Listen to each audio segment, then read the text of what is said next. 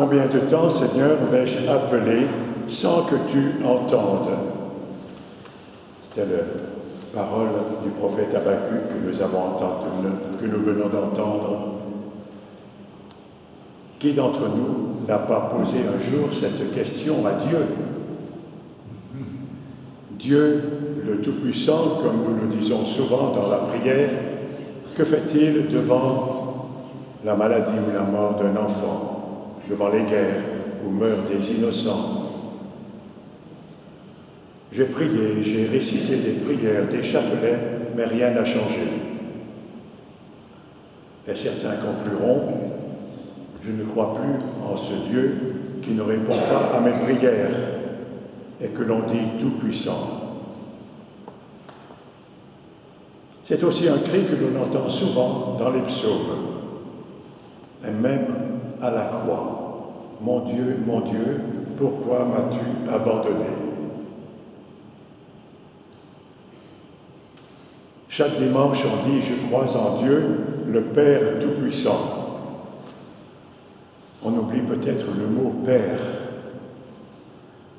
Un Père Tout-Puissant, ce n'est pas celui qui fait tout à la place de ses enfants, de son Fils, qui le dirige comme une marionnette ou qui le garde sous sa coupe, qui résout tous les problèmes à sa place. Peut-être la toute-puissance de Dieu, c'est d'abord qu'il nous a fait libres même de l'ignorer. Augmente en nous la foi, disent les disciples, demandent les disciples à Jésus. Jésus vient de parler de l'argent qui devient une idole, qui peut devenir une idole, qui ferme les cœurs. Il a parlé aussi du pardon, toujours à donner et à redonner. Alors on peut comprendre l'anxiété des disciples confrontés aux limites de leur foi. Et cette demande augmente en nous la foi, peut-être aussi souvent la nôtre, elle est souvent la mienne en tout cas. Car je constate souvent que ma foi, elle est encore plus petite qu'une graine de moutarde.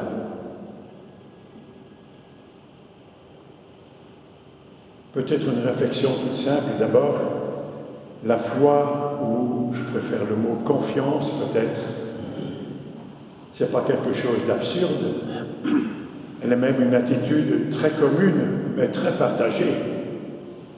On ne peut se passer de la confiance.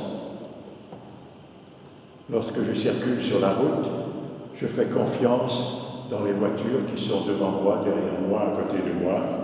Je fais confiance au conducteur. Quand je traverse la rue sur un passage clouté, j'ai foi, j'ai confiance que la voiture va s'arrêter, même si j'ai parfois des doutes, il vaut mieux regarder d'abord. Mais la confiance s'exprime dans beaucoup de choses. Je fais confiance à mon médecin, au boulanger qui lui vend du pain, à mon professeur. Et sans un minimum de confiance, la vie en société est impossible. Et pourtant, c'est vrai qu'il y a une crise de confiance dans notre société aujourd'hui. On se méfie de tout, de son voisin, du docteur, des patrons, des ouvriers, des médicaments, des vaccins. Le complotisme est à la mode aujourd'hui. Et des fois, ça vient de très haut. Pas de Dieu, mais en dessous. On ne sait plus qui croire, que quoi croire. Et avec l'intelligence artificielle, tout devient possible. Les bonnes choses, mais aussi les mensonges, les falsifications. Et on pourrait dire qu'en ce domaine aussi, les fils des ténèbres semblent bien plus nombreux et plus malins que les fils de la lumière.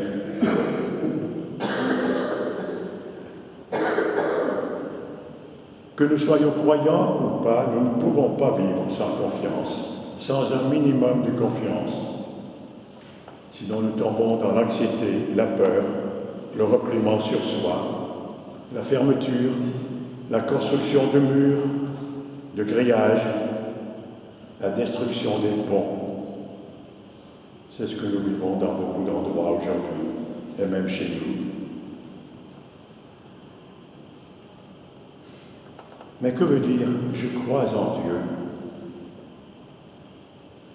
La parabole qui suit, qui semble apparemment en dehors de la réflexion sur la foi, c'est pourtant peut-être une réponse à cette question. La foi, c'est un don, un cadeau de Dieu, et comme tous les dons de Dieu, elle n'est pas pour moi seul, pour mon petit plaisir, ma petite satisfaction personnelle. C'est un don pour les autres, pour le service, pour aimer, pour suivre l'Évangile, pour suivre le Christ. Et c'est en vivant l'Évangile qu'on permet au don de la foi, de la confiance, de grandir en nous. La foi nous remet devant notre petitesse, notre inutilité, mais en même temps, elle nous ouvre à l'impossible.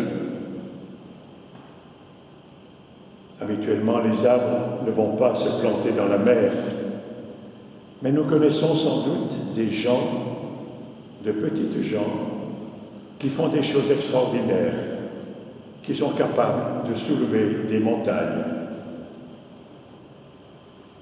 La foi, c'est se rendre libre et disponible à l'action de l'Esprit pour rendre possible ce qui ne l'était pas. Cette semaine, nous avons fêté Thérèse de Lisieux. Dans son Carmel, elle n'a rien fait d'extraordinaire, sauf de servir le mieux possible ses sœurs. Nous avons fêté hier François d'Assise, qui s'est voulu le petit frère, le frère universel aussi, totalement nu devant Dieu et ses frères, dépossédé de tout. Et c'est parce qu'il n'avait rien, sauf la foi et l'amour, qu'il a été et reste une lumière merveilleuse pour le monde. Et si nous prenons le temps de regarder et d'écouter autour de nous, il y a des hommes et des femmes dont on ne parle jamais, dont on ne parlera jamais peut-être, mais qui savent redonner la joie, l'espérance autour d'elles, qui rendent discrètement souvent de nombreux services, petitement, mais qui contribuent à changer des vies, à redonner courage.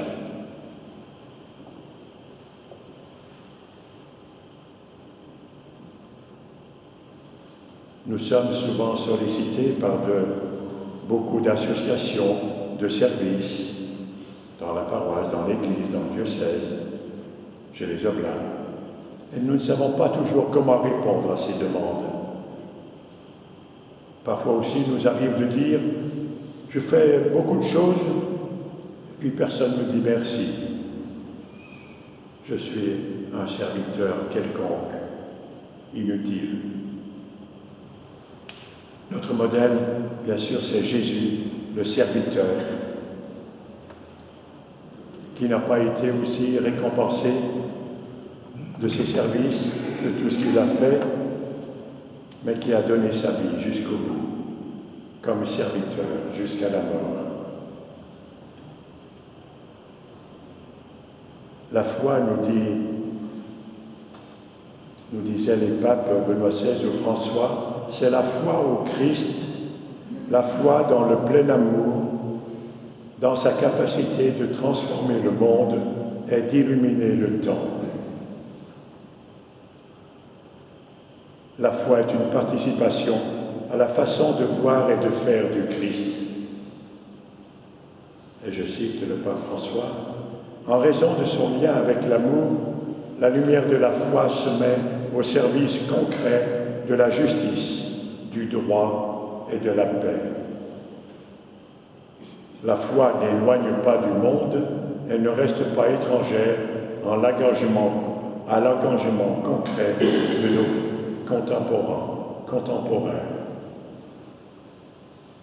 Et il ajoutait, « Les mains de la foi s'élèvent vers le ciel, mais en même temps, dans la charité, elles édifient une cité sur la base de rapports dont l'amour de Dieu est le fondement. »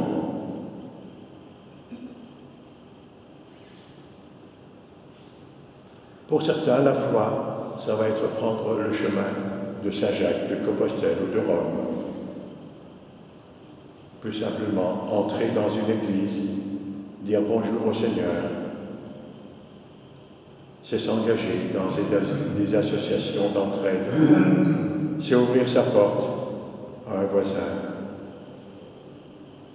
C'est une petite graine que nous devons cultiver.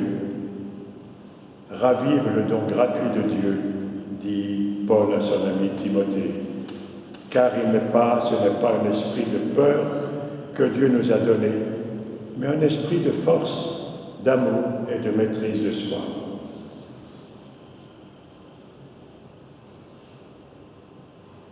Il s'agit de nous laisser travailler par l'Esprit de Jésus pour réveiller et développer en nous les dons que nous avons reçus, en particulier le don de la foi, de la confiance. Nous avons tous reçu ce don de l'amour et du service.